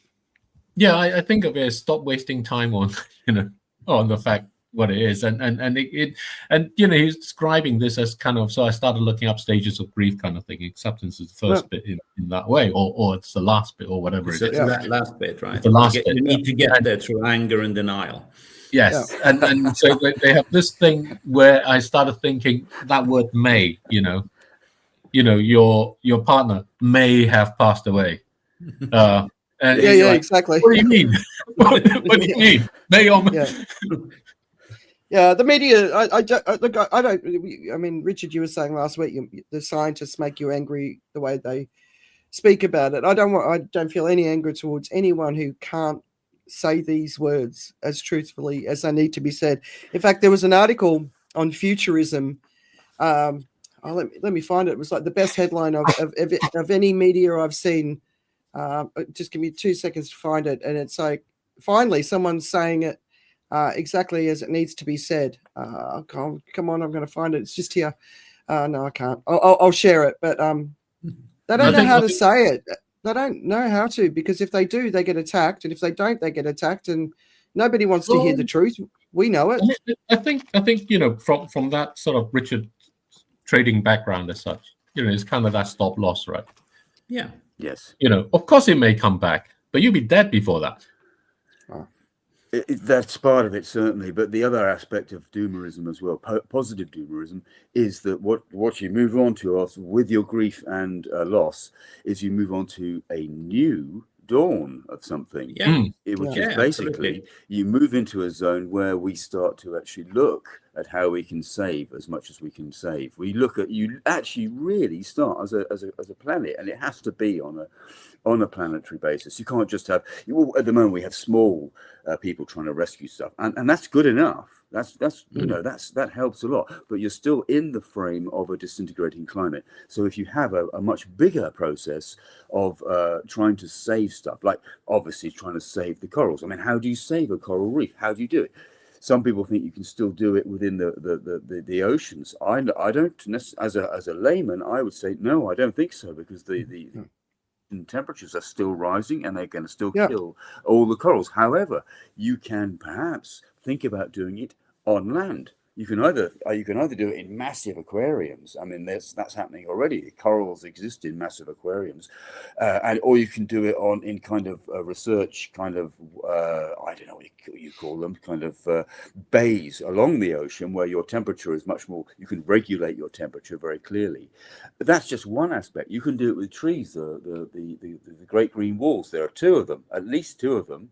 The Chinese one, obviously, and also which is not as much advertised and is highly successful, or the one in Africa. And it's not just the Sahel; it's all the way along, which has had, despite problems, has had a massive success as well for the amount of money they've spent on it. They have hardly spent anything on it. I think it's 2.8 billion so far, and it's done amazing things with very little water. However, the point is they are part of this bigger process of trying to save, trying to rescue, and trying to repair, trying to restore in many ways, but not just like for like, in order to keep the thing kind of going, just to keep the process going in the face of disasters. They're trying to do it in a way that is actually for the future, for the kids of the future. What is we know as the 7 generations. And actually, I mean, it's really a lot more than 7. It's going to be like 70 generations, really, isn't it? So But then we're interfering with nature, right? So, those green walls that are being built. So China has reduced its emissions, which means it's less sulfates going into the air, and they've also got the big green wall, which is incredible. but they think that's responsible for warming up the Pacific. So there's always yes. there's always kickback. Yeah, Well, exactly. Here, yeah. I just want to give you the two headlines, right? So here's Wired magazine. New report finds effort to slow climate change are working, just not fast enough. I mean, Yeah, it's I just saw that. like, what? And then there's futurism. The latest climate news is so bad that you should probably not click this and just bury your head in the sand. That to me is an honest headline for the Times, and that's talking about growing CO2 emissions. It's not even talking about the 6 things that were released in the report with the tipping points, starting with the coral reef. So, it is that bad. Until we have that conversation, because when we recognize it's that bad, what does it mean? What does it mean where I live? What does it mean to my home? What does it mean to my ability to earn an income, to ability to feed my family? Because when you start actually putting it all together, that's when you start acting at the scale required to drive change from us up, because the governments aren't going to do it. Businesses aren't going to do it. We have to do it. But until we're willing to say, what does this mean to me, my family, my community? When we're still going to buy 50 new items of clothing a year. We're still going to have Christmas crackers on the dining table full of plastic shit. We're still going to eat meat. We're still going to keep doing it's still going to go on these big holidays or on these cruise ships, which are 8 times more polluting than if you went on a plane to somewhere else. We're still going to keep doing what we're doing, which is contributing to what the problem is, because there's so many of us doing it. And until we wake up to that's going to destroy the global economy, if enough of us wake up, right? We have to accept that too. That's part of the story, right? So it's I think that's right. I think that's why, so I obviously have a hobby horse that I keep mounting on and kind of going on about it, but I feel very much that the way towards that sort of solution, even though it's mine or whatever it is closer to what Andrea is sort of describing. Because even if you had the mechanism that will fix this, and I believe I have the mechanism that will fix this, if you just go and push on that mechanism, you will fail for precisely what Andrea started describing, because there's a whole transformation of what we think of as wisdom. Yeah. That has to that has to lead it. Yeah. And the great thing I feel about all these things breaking down is forcing people to transform that, because it doesn't work. The economy doesn't serve you. If you're a young person, you're kind of stuffed. So it gives them the opportunity actually to explore. If you can accept that, because if you don't accept it, you go along and say, well, there should be more jobs for me, and I should be able to do this and that and all the rest of it. Yeah. So, Ollie, you're okay to stay with us? Oh, yes, absolutely. Yeah, cool. So, Ollie's actually probably one of our most regular listeners. Yeah. So it's good. It's good having you here. So let's just quickly go into the news. So I'll just go through a few pieces that happened this week. So obviously we had the Louvre Museum heist, which was all kind of very Ocean's 11, but then also the death of Ace Frehley from Kiss, who was all of our generation. Former Australian Prime Minister is the ambassador to the US, and he's been insulted by Trump in front of the current Prime Minister, but thankfully Albanese is sticking behind him. George Santos, have you looked into what this guy got up to? Do you know? Disgraceful. He's the creep of creeps. Anyway, he's got his pardon. So did one of the crypto guys. And then we had a whole bunch of young Republicans sending out the most vile, sort of in a group chat, racist comments, including things like "I love Hitler." I'm like, if I had a bingo card for people loving Hitler in our future, I wouldn't have believed it. I don't get it. Anyway, Vance said, "Oh, they're just being kids. They shouldn't be punished. They're in their late 20s and 30s." Like my kids, yeah, I get it. And okay, so how's this for another media headline that I thought does not give us all too much hope in the future? Anthropic has a plan to keep its AI from building a nuclear weapon. Will it work? Oh, so there's a possibility it won't work. All right, I mean, you don't have to use that properly. You just go to Grok. Where are they based? Well, yeah, exactly, right. What country are they in? It'll go up on the pad, won't it? All right, no King's process. Thoughts? I mean, I felt good that they were sort of potentially looking at the number that is the absolute tipping point for a society to turn against Great. the rulers. But anyway, thoughts? It's going to be the farmers, not the no Kings. Yeah. Yeah, I suspect I'm with Oliver on that one. I think they wield a bit more power. And they're not very happy at the moment. The Manosphere too, they're turning away, so that's a good thing. So Manosphere were one of the areas that I identified as missing in my election analysis. And then the tech oligarchy. So I don't think it's in their interest to turn away. I think they'll hold on for as long as they can. But yeah, I'm with you on the farmers. I mean, I think that you know, the No Kings protest is very much kind of US, right? So in the sense that, you know, in the UK you obviously are not going to say the No Kings protest, and many countries in the world have actually got a king and a monarch.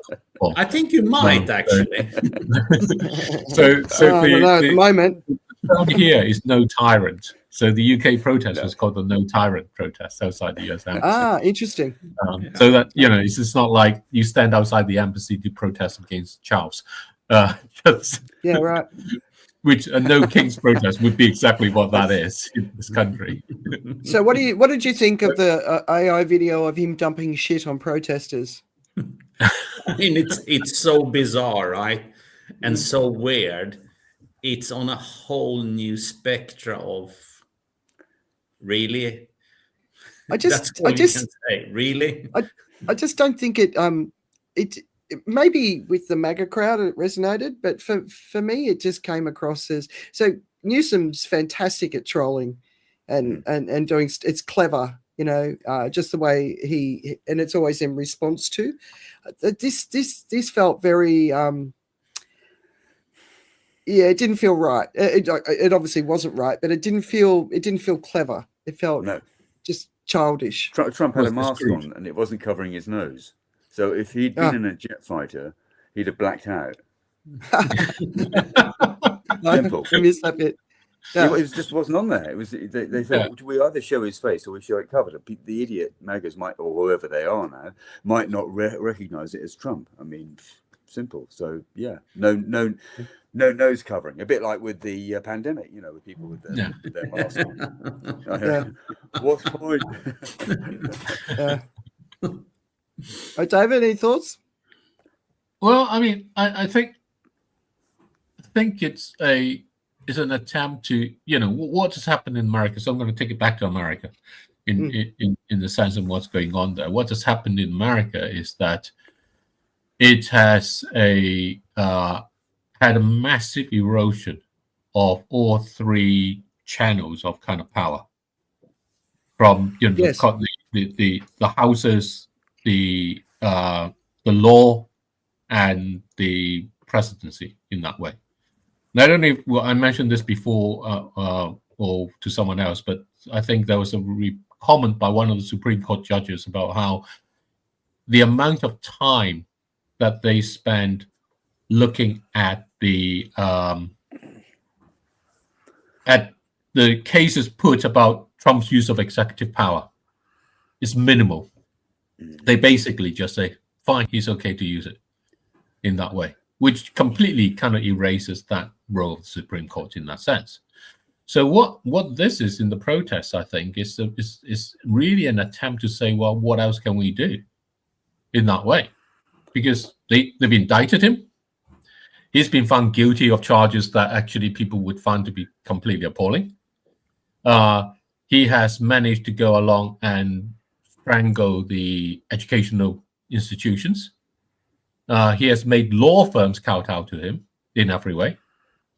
And so he is doing exactly what, you know, kind of, when you look at German history, has been going on in what's happening in Germany in the early 1930s. So in that way. So this is really kind of an attempt to try and bring it along. But I think the problem with it is that these protests don't bring together. And that's the big problem along there. Is it like, when Oliver talks about the disagreements in the Climate Crisis Club, they are fruitful disagreements. Yeah. These just segregate more.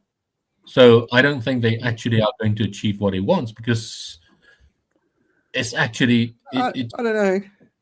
There was a lot of red state activity in the protests as well, so that to me gave me a bit more hope. Yeah, but if you look at the demographics, even in the red states, it was very split. I mean, across most of America, it was very split. The electoral college is the thing that actually tips the state into red and blue, but the actual distributions themselves were very split. Yeah. All right. So, David, do you want to give us a couple of quick news pieces before we move on?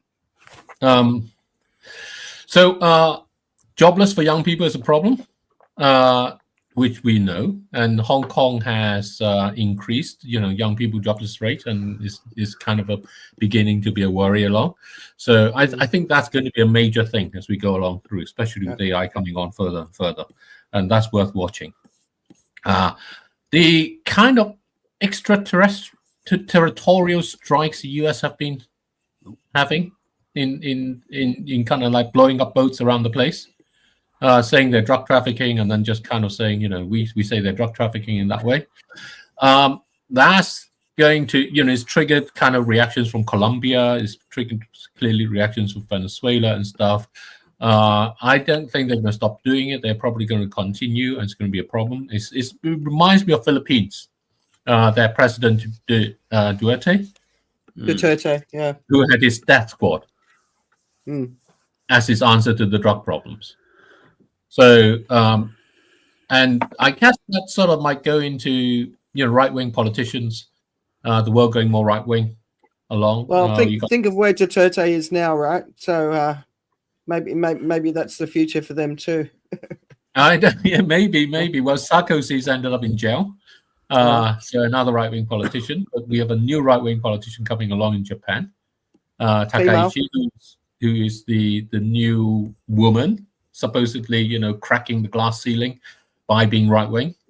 So maybe that's the only way to crack the glass ceiling in that way through. That's an interesting perspective, because Hillary Clinton never got anywhere. Even the UK's kind of left-wing female politicians never got anywhere in that way either. The right-wing ones did. So that's the kind of thing.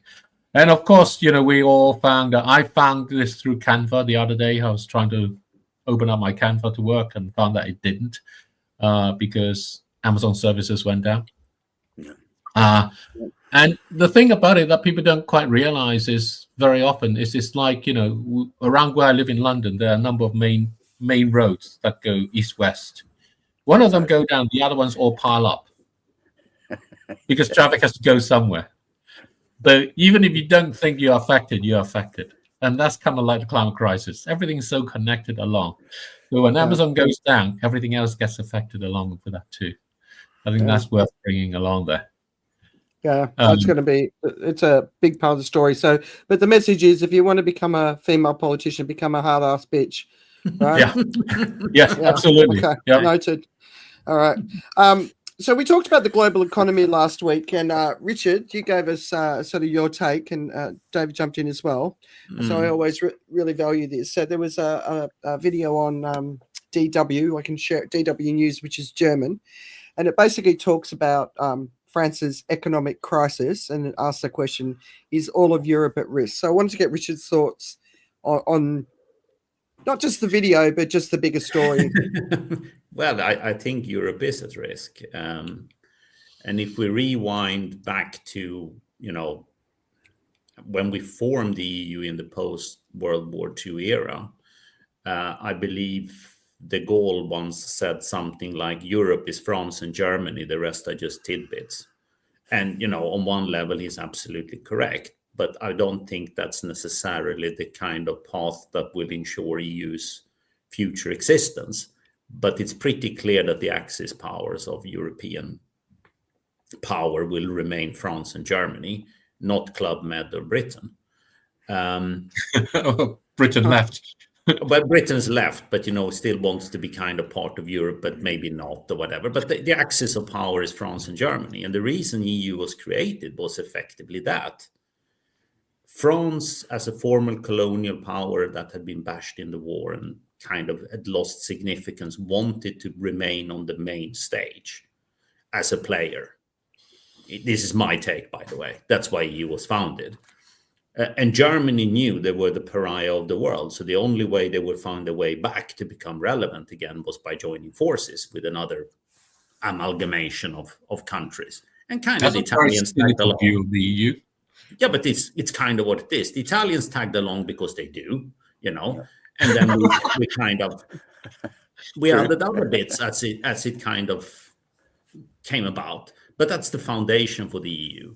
And it means to me, in real economic terms, that EU can survive fairly well putting out fires in the periphery like Greece. It's not a big thing, actually.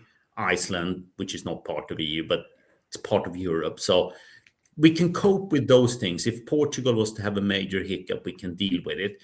Italy, it starts becoming serious, and Spain as well, as would probably in some form Scandinavia do. But what EU cannot afford is a major economic or political meltdown in one of the two Axis countries, because then EU ceases to function.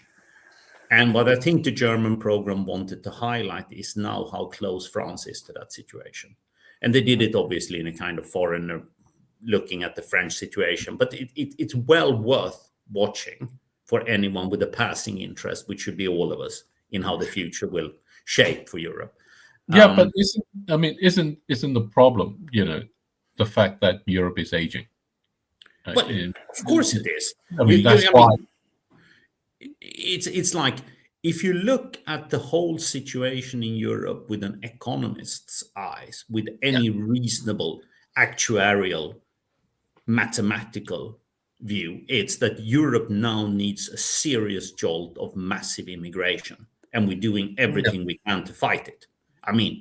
Try to square that up. Japan is exactly the same. Yeah, and the right wing is preventing any immigration, right? So that's the aspect of it. And but the left wing is not exactly endorsing it either, right? So you're left with kind of a liberal center that kind of tries to push the economic arguments, and they get drowned out by whoever is shouting the loudest, which is typically the left or the right. And that's, in economic terms, Europe is heading for disaster. Because so basically, France is simply a canary. It's not. Exactly. But France is not a canary-sized bird. Canary. Yeah, right. France is like the big goose in the playground. If France goes down, yes. I can see how, going back to the comment about the bus stop, how the language could trigger bus stop here. Yeah, right? It's for me, it's very simple. If France goes down, EU is over. You will get a complete fracture and split, because then there is no point of having it. But when you say if, are you saying, is that like the maybe we were talking about? No, France is in a precarious situation, but unlike the climate, it's still manageable. You can still find ways of actually going back and restoring some resemblance of normality. But is it really though? Is kind of like the economic situation, with the pop? It's not going to get younger, is it? No, it's not going to get younger, and you will have structural problems that prevent explosive growth for a long time. But actually, the French demographic situation is much, much better than Italy and Germany. Much better. Yeah, because it had immigration. Because it has immigration. Yeah. But they won't work beyond 62, which is part of the problem, right? That is part of the problem. It's like you go back to when we set up these welfare states. It's like, it's a moving target. It was fine to retire at 62 when life expectancy was 68, It's not fine to retire at 62 when life expectancy is 85. It's like it presents a little bit of problems for whoever is footing the bill. And either you reform, but that's kind of, for me, where it becomes interesting in terms of French reforms. So I worked and I lived and I traded through Sweden in the early 90s when we pushed 500% interest rates on the economy, which, by the way, is an interesting experiment. Yeah. But the aftermath was very cataclysmic. The early rendition of the ERM, blew up. Sweden had to leave the mechanism, just like Club Med and Britain. And in the aftermath, Sweden effectively at the time was running the largest ever budget deficit the OECD had seen. And it was totally unsustainable. And the reformation of the early rendition of the welfare state took place with the regime change in 1994, where the sort of center-right government got replaced by a center-left government. And it very much, in my mind, resonates that I only think you can get serious change to outdated and obsolete welfare systems because the economics have changed from the left. I don't think you can ever change them from the right, because the elements on the left-hand side will rebel against it until they bring it down. And the right-hand side normally typically don't understand how to formulate the most important aspects of what the welfare state should provide, which, by the way, I totally agree with. I think you should have, a structure that allows a minimum level of welfare to citizens. What Europe and the West is facing is an uneconomic situation. We cannot continue to provide these services, and you need to reform it. And France, now being the goose-shaped canary in the coal mine, is telling us that you need reform if you're going to survive. How do you go about it? Personally, I think that change can only come from the left, not from the right. Just to put it in some context, I mean, the French government deficit is about $160 trillion. Sorry, 60 billion euros. It's not that much in that way. But the total revenue for the government is about 480 billion or something. So it's like a third of it. So wasn't it 100% of GDP or something? That is about 100% of GDP, which obviously is way above what Europe was founded on with a 60% deficit. But that's debt, right? That's not the budget deficit. No, that's the debt. Okay. But it's not the debt. You can own a big house with a huge debt. As long as you can service it, you're kind of okay. But it's how much you bring in versus how much you spend. Yeah. That's the deficit. That's your problem. Yeah. It's in the roof usually. Yeah. Yes. Exactly. And that's what this is, right? It's the leak in the roof. This is the bit that's constantly paying out over what you bring in. And if it's a third of what you bring in, then you're kind of in trouble. It's interesting listening to the economics. It's of course, that politicians, when they're presented with a climate crisis problem, anything to do with the environment or nature or the climate, and then they are presented with an economic paper, the politicians will look straight away at the economic picture, and usually anything about the climate goes out the window. It just that goes by the board. And it is interesting. Economics is compelling. It's absolutely compelling, and I don't see us getting any better without a combination of the two. And I certainly don't see Europe getting better without a really good, thorough intake of migration. Really good, solid migration, particularly from Africa. Because if Europe can continue, or let's say go back, if you like, and actually develop much better, much greater relations with Africa on a much more migrated basis, we could really, Europe could really haul ass. You know what I mean? It could really. But it's not going to do that if the right wing sort of pops in, right? All right, so I'm going to move on to the next question. The next bigger theme. We'll skip past a couple, but we've talked about food security and food inflation a lot, and how it's going to become worse, right? So There was a story this week that Penguin and Club bars, so these are all British stories, but I think they're relevant everywhere. So Penguin biscuits are the inferior cousin of Tim Tams, Australia's Tim Tams, just in case you didn't know. Whoa! I got 3 POMs here, or 3 people living in the UK here, so I'm sure that's going to get a response, including from my husband. But anyway, basically, what's happened is the cocoa has had massive impacts from a climate perspective in Africa, and so what they're doing is they're replacing it with chocolate flavors, which just sounds horrible to me. But anyway, what concerns me about this is one of those alternatives is palm oil. And I live in the palm oil plantation of the universe out here in Asia, and it's a revolting monocrop that creates massive deforestation. So the climate is causing the chocolate to the cocoa beans to not be available and to increase in cost. So they're replacing it with palm oil, which is causing deforestation and ecosystem loss and all that sort of stuff. So it's not a good thing. In David shared a piece, orange juice in the UK, it used to be 76p for 1 litre, and it now costs £1.79, and that's a rise of 134% since 2020, and it's gone up 29% just in the last 12 months, right? So why? There's lots of different reasons. So first of all, there's a disease among the crops, and we know that particularly in Florida, which is where a lot of the oranges for juice comes from, as well as across Latin America.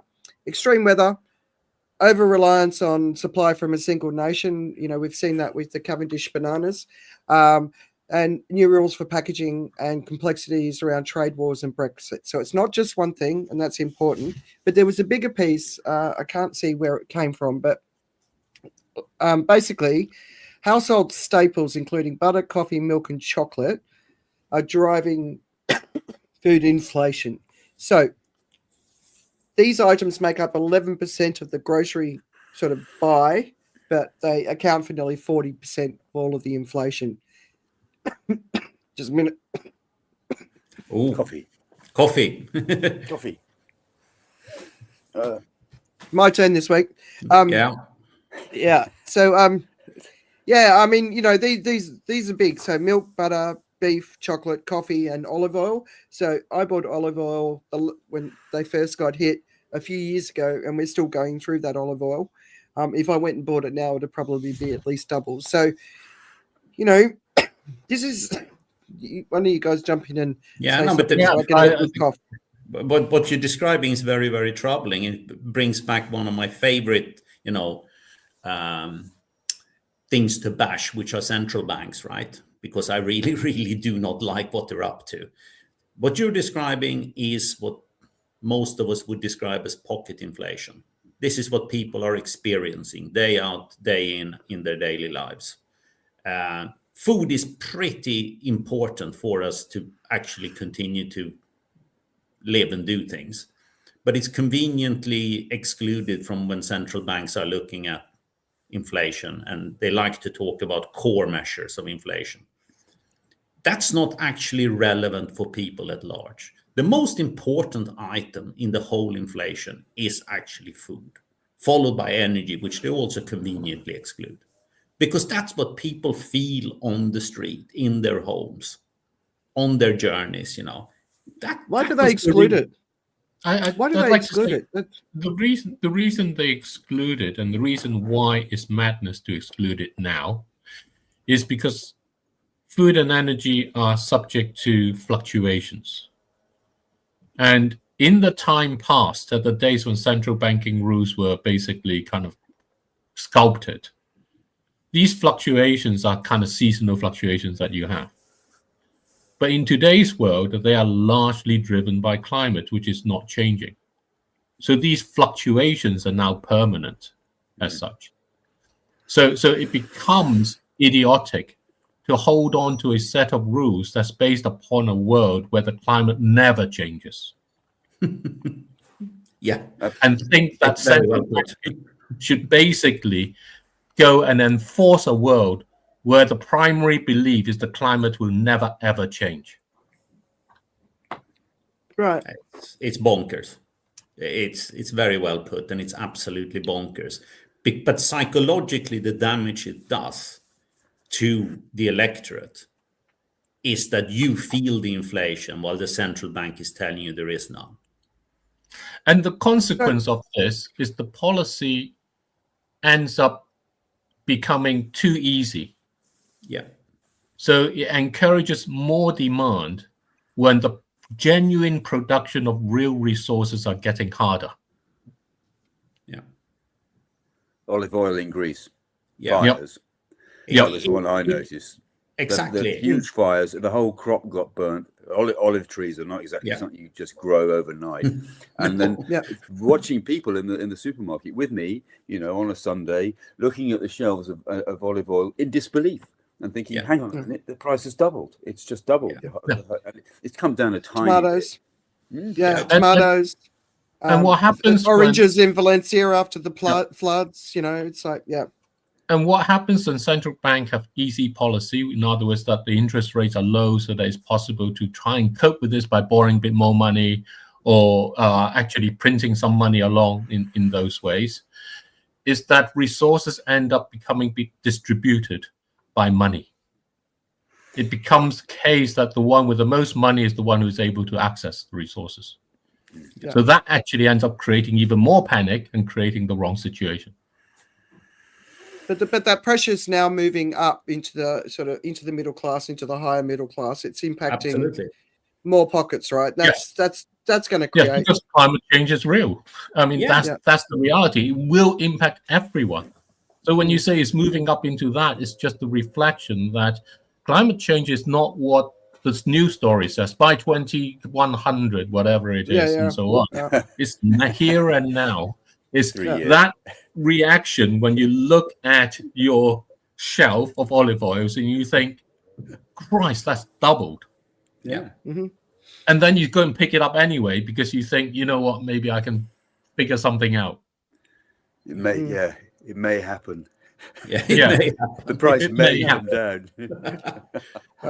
No, but it's the absolute poster child for believing that we can outrun climate change.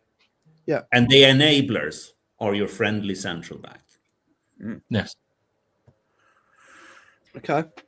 All right. So there's another story on the food one, and then we'll move on to the next, but which I thought was really interesting. Again, it's the UK. So basically, if you buy a packet of sausages in the UK, it's going to cost you 3p more. And people are saying, bad timing, badly planned, right? So this is a classic example of what's going on, right? We're creating an enormous amount of waste. Our councils can't cope with it. Well, if we're in countries where we're lucky to have councils, Singapore, by the way, when it comes to this sort of stuff, it's like world class. If the system that's here, even though it's not, everything's incinerated, right? So let's be clear, right? But what they've done is they've introduced this new law where the company the sausage manufacturer, whatever they call, not butcher, because it's not a butcher, it's like a factory. They're responsible for the waste.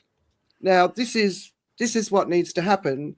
What we need to start to pay more for what we buy, all the way through to the end of its life cycle.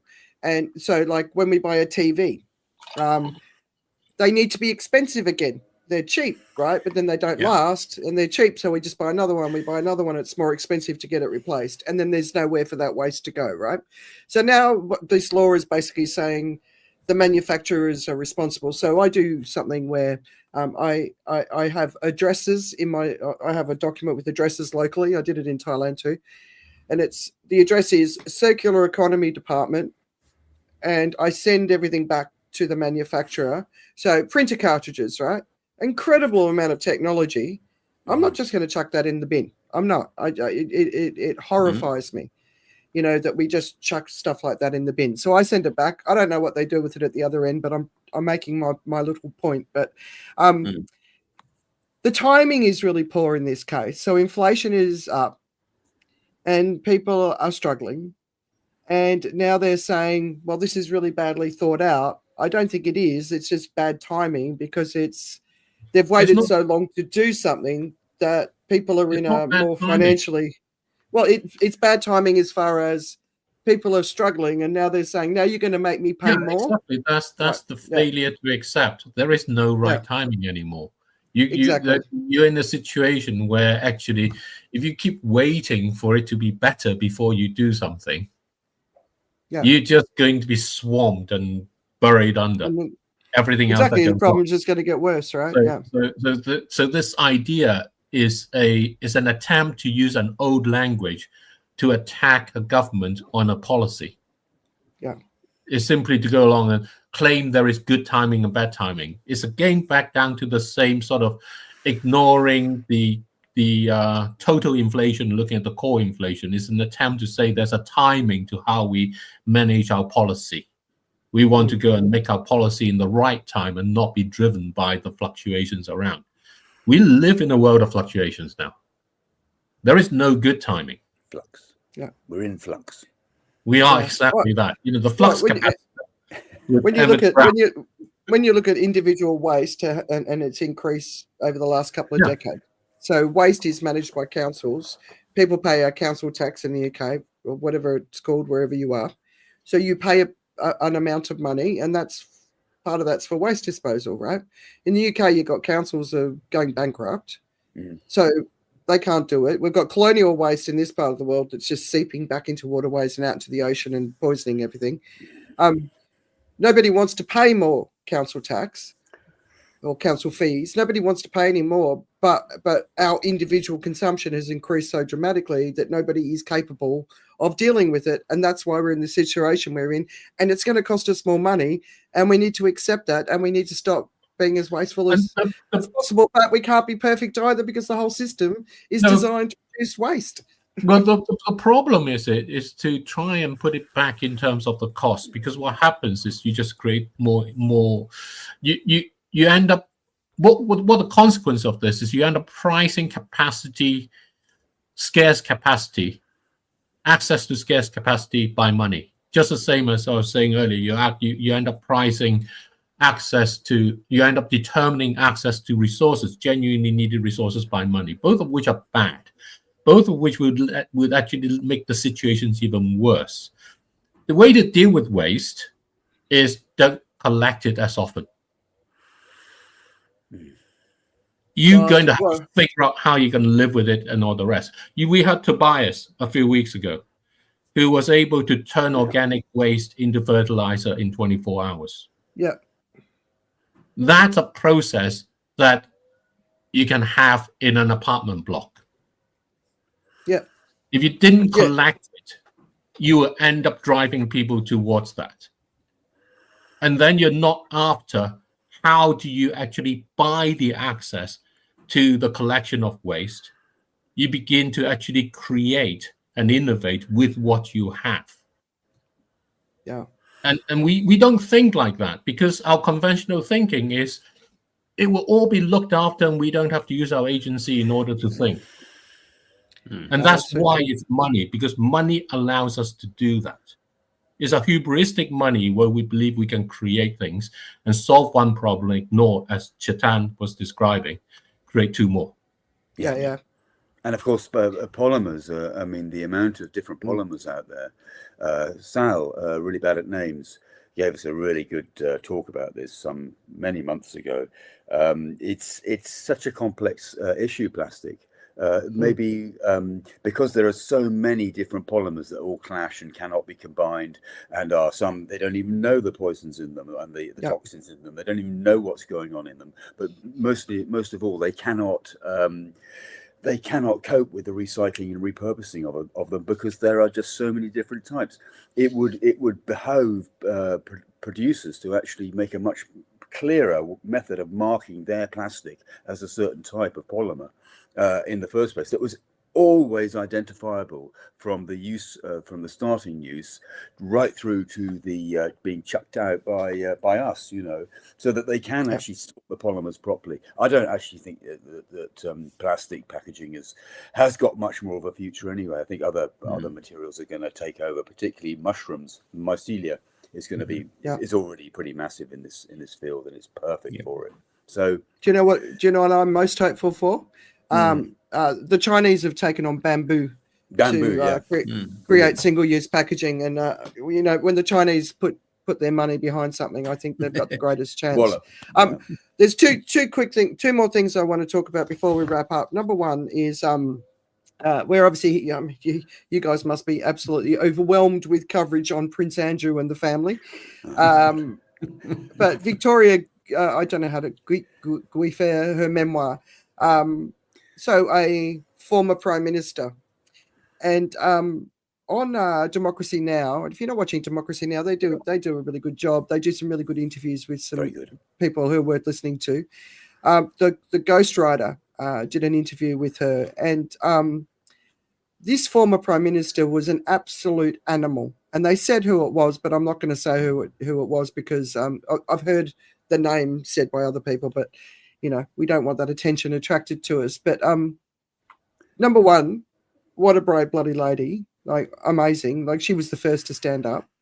But number two, I want to ask you guys, are we finally going to get to the point where this sort of comes out? Do you think the pressure's building enough that, because I mean, oh, mate, you look at the people that are involved in this, but you know, the New York Times piece, which was from the ghostwriter, said the burden placed on sexual abuse survivors, it basically, it shouldn't have to continue to be that way. The people punished the most, Sarah Ferguson, a female, for sending an email. I don't know what she did. Two emails. But apparently there's all sorts of nasty stuff there. But are we getting to the point where we're going to see some accountability, whether it's Prince Andrew? I know I put Prince in the show notes because I don't know, will he lose it? Who wants to share thoughts? Well, I don't think he can be called Prince Andrew anymore, so that's a good thing in a way. I think that you know, I think I don't think we are at that point, to be blunt about that, because I think that the interests, it's back down to the No Kings, the protests and all those things. I think we are unfortunately in a very nasty era where our political governance has been captured basically by very kind of self-serving interests, and the media has, as we know, we talked about in that way, through the social media and the nudging processes that goes on, is able to actually change that, and the courts no longer serve the law. I think that's really important to actually realize. The courts no longer serve the law. Scary. Even in the UK? So I don't think how can come up across the world. I think you're going to find you're finding when you look across the world, they just aren't actually, you know, kind of back in the day, as it were. You know, the courts were the unbiased. You know, here's the law. This is what it says. This is what we do with that. Here, the judgments ends up having nuances, and those nuances ultimately ends up being determined somewhat by what's going on in here and there, and this particular in the US, you know, I just don't see how you're going to get that, especially in the US, in that way. You can go and do a leak and have it leak out there, as it were. It would disappear off the media. No, it would just disappear off.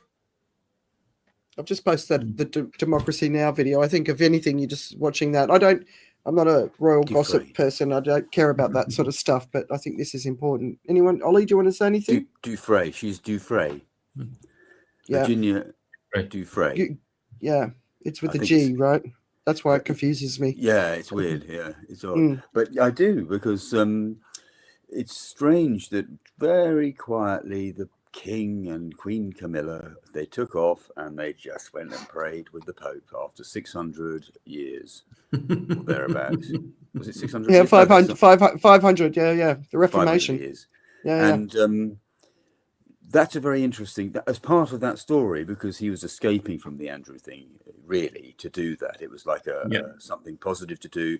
It's a real positive thing. I mean, and at the same time, the whole abuse thing, of course, I mean, the Catholic Church, I know very well from, my working career, a lot of it was for the Catholic Church. And there was a lot of covering up sexual abuse by priests, a hell of a lot of it, I can tell you. Basil Hume was really good at covering up. Poor old Tarmac Forecourt, who came after him, it really fell on him. It was tough for him, but they did have a kind of dealing method with it. That's for sure. So it did go through, and now the Catholics are real kingmakers. I mean, if we're talking about kings, they are kingmakers. It was very much the king, the king and queen going to visit the Pope, and I think that was very interesting. And they are, as we know, they are a huge and enormous body of support for the climate crisis. Generally, I think they are probably the biggest fan club that we could possibly have. They just need to press the button, and activate the machine, get all the priests in all the parishes to spread the word to their flock and get them all wired up and going on the climate crisis, and it could make a huge difference. I'm sure. 1.4 billion people, right? Yeah, absolutely. I think it's one of the best, and the interfaith coordination that he's showing as well, Pope Leo. I think when the doomers say there's no hope, I'm like, no, we could have like 2 billion, 3 billion people activated through their church, mosque, temples, because I think it's one of the best things we've got. But then we're also in this other weird world of religion, fundamentalism sort of around the world, in times of crisis, right? We see it in the US, we see it in India. It's like, that side of religion is kind of rearing its head. That's not good. But it is a positive that they did that. And it was partly caused by the problem, what they call it, the Andrew problem. Apparently the Queen was quite so we've had Robert here, and he said he wants to come on another show, and we're going to try and get you back, Robert, I promise. We've got a pretty packed agenda till the end of the year, but one final thing, and we might not have time. Richard, did you have a chance to watch Ian Bremmer's State of the World video? I'm sorry. Oh, you didn't? No, no, that's okay. He does it every year. I don't know if do you guys listen to Ian Bremmer? G0?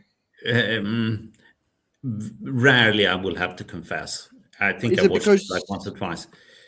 Just lack of time. No, actually, it's fine and very good in bits and pieces, but it's just a lack of time. It's the constant fight you have on your hands is fighting time. Yeah, Ollie, did you have a chance? Because he does a State of the World every year, right? And he's speaking in Japan. Yeah. But okay, so I did an AI summary. I don't do it very often, but his message to everyone, the US allies, is invest in self-reliance. So he talked a lot about that.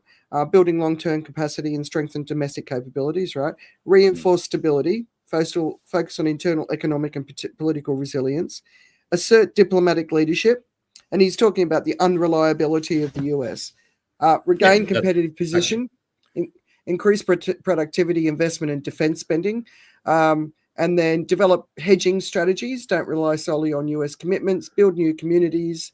And there was another interesting piece around Asia's opportunity on that building new communities front, especially in this region, because this region's incredibly powerful now.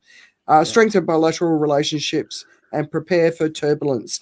And I think, if there's one message that keeps coming through, even if people want to put their heads in the sand, prepare for turbulence. Absolutely. Brace for impact.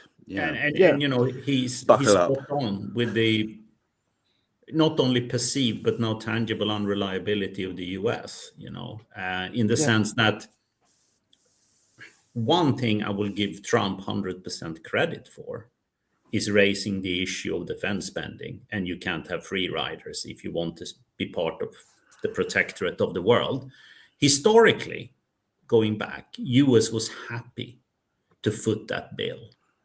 by being the undisputed leader and effectively having the rest of NATO kowtowing to what they decided. And every now and then they would send a bill, like after Desert Storm, and say, this what it cost us. But it was actually the Saudis that footed most of that bill for the war. That changed.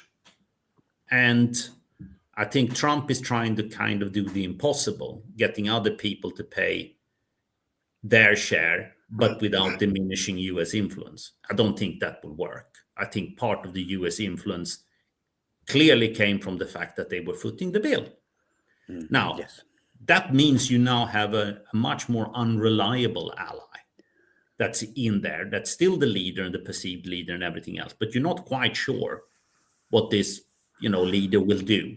So it makes absolutely perfect sense for you to find ways and create other alliances that will help you in case US unreliability becomes so tangible that you need to sever ties down the road. And I think you need to explore those possibilities. And for me, the obvious, grand coalition in the world will be EU and China. Ooh, perfect.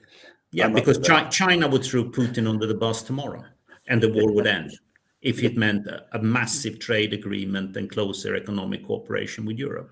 Then Putin is gone. Sounds good. See, I think China's keen on Russia because of the land that's north of China. That's basically unfarmed land, and the only people who've tried to farm it are Chinese migrants. So I actually think China is banking on its neighbor being a possible, because if you look especially in the south of China, the extreme heat events, and you look at the flooding events, and you look at the extreme weather events that are impacting China, they're going to have to secure land for their 1.4 billion people. So I actually think their alliance with Russia is more, because they're always thinking in the long term. I think it's looking at migration possibilities for their nation. And every now and again you'll read something about it. It's pretty hard to find anybody talking like that, but you just, from a practical perspective, why is America looking at Canada and Greenland up north? We've talked about it before, right? For me, China, absolutely. What's up north? It's Russia. And it's melting, and there's a lot of land that hasn't been farmed, and they're losing crops to a lot of extreme events. That wouldn't change that Chinese outlook, even if you reformed Russian leadership. Actually would make it more likely. At the moment, China in some ways need a little bit of Russian oil, but they're almost out of that dependency by finding other sources. The moment they have managed that. Solar. Yeah, exactly. I mean, nuclear. The renewable rate of progression in China is incredible. And the moment they wean themselves off the need for Russian oil, they will start viewing Russia more or less like they view North Korea, a real nuisance that's just distracting them from achieving their longer term aims. But they're also very cognizant of the trade ties they have with Europe and the still dependency they have for importing higher end European industrial machinery, etc. So, and for European manufacturers, China now, was very interesting. We had numbers this week that Germany, for the first time, had more trade with China than with the US. And that's kind of a harbinger of the importance in the world. So for me, the grand coalition there makes perfect sense, because it would end the war in Ukraine, like tomorrow. Without Chinese implicit support, Putin is gone. Sounds great. All right, Ollie, any final thoughts? Great. Oh, well, I see the Chinese as being brilliant at overseas investments anyway. I mean, they're huge in Africa, of course. Yeah. And I would eventually see China, Europe, and straight through to Africa as being the ultimate kind of link. Africa, obviously, the wild card, because it's a little bit... it's explosive. Yeah, exactly. But at the same time, it's a huge resources, not just to extract, but also to invest in. And they've got... South Africa is just waiting to be organized better as well. So, I just could see China, Europe, and Africa, the whole thing. That could work for me. But and the rest of Asia. Well, that is part of it as well, isn't it? It's a huge kind of banana of countries that comes all the way around, and it would really be something to celebrate. But that's all good future stuff, isn't it? That's all as in a doomy way. That's something to look forward to. Yeah. Yeah. We need that. Doomers need that. As long as the heat doesn't get us first, right? Yeah. Exactly. Yeah. Exactly. All right. So, final question: what's keeping you guys distracted? Richard, do you want to go first? Happy to. It's still Christmas, by the way. I'm just sorting out a very extensive traveling schedule for me, the family, everything around it. It is. I mean, I built some few spreadsheets in my day, but this one has so many moving parts. It's. But I think we're almost there. So by next week, it will be nailed down. I had some Dutch friends, and their Christmas celebration for me was just so weird because it went for so long, and it was very hibernating sort of cultural Cozy tradition as well. Yeah. Yeah. So for an Australian, it's like don't get it. The Poms aren't like that, are they, Ollie? Yeah, no, you guys aren't that obsessed, right? No, I'm. Right now, I'm gearing up for, it may show slightly, Movember. I'm doing Movember this year. It may show slightly. Slightly. I'll check if I'm allowed. I'm doing right, yeah. So that's my distraction. Nice. Yeah, nice. It's not a good time for females in the world. In November, it's for a good cause, but it's not that pretty. All right, so if you want to have a bit of a giggle, which I'm always up for, we rewatched Vacation, the new version of Vacation, which I watched when it first came out because I'm a big fan of the original Vacation. With what's his name? You know how I mean. Vacation, right? Yeah. The comedian. Yeah, I know it, but I don't know his name. But I know it. Yes, yeah. I can see his face. Anyway, no, not Jim Carrey. No, not Big Carrey. The other one. Watch the new one again, and then we watch the original. I gotta tell you that still holds. The other thing we watched is a new series on Netflix. I'm going to have another drink. Just a minute. You guys can talk about the Grinch. No, there was who's the guy? He's an older guy, and I'm sure it's him. That's the Vacation guy. I know who it is. I can kind of see the face. Chevy Chase. Chevy Chase. Yes, Chevy Chase. Sorry, I'm just. It's this. Boys giving me illness. Right. Another series that I want to recommend is Victoria Beckham on Netflix. Okay. I got to tell you, the British media are the nastiest media in the bloody world. You are so horrible to your people, especially to the women. Yes. I watched that. I didn't want to watch it because I saw the Beckhams, and that was enough for me. But it's her journey to becoming a successful fashion brand owner and all the challenges. And it's brilliant. It's brilliant. It really is. And I admire her. She lives around here. In the posh bit. She's in the posh bit around here. You see her sometimes. You do. You see her sometimes. She's a very slim, quiet lady. Obviously, very determined. My God, yes, done well. Thinking about Spice Girls. I mean, this is much better what she's doing. She's got real talent as well. Yeah, but that transition from Spice Girls to this, they tell that story and how she was lost for a long time, and really, just being a young lady with all that judgment about because she didn't smile. And she was, it's worth watching. And I think the way women are treated in the media and on social media has always been an issue, but it's an issue that we need to overcome. So. I recommend BBC, it. Andrea. It's the BBC. They're just a nasty outfit, and they're very poor on climate as well. They very much dodge it. They sort of talk about it as though it's a sort of we've done with that now. We'll move on to the interesting stuff. Let's talk about the tennis, or something like that. It may be a problem. Yeah, maybe. Oh yes, very much so. Yeah. I think they've fallen into a trap of trying to make news into entertainment. And historically, BBC was seen like a bastion of perhaps a bit of boredom, but also of objective reporting. And now I think they're trying to dress news up as entertainment. I think it's a massive failure on their part, and I'm sure they will lose their audience. Becoming more Fox.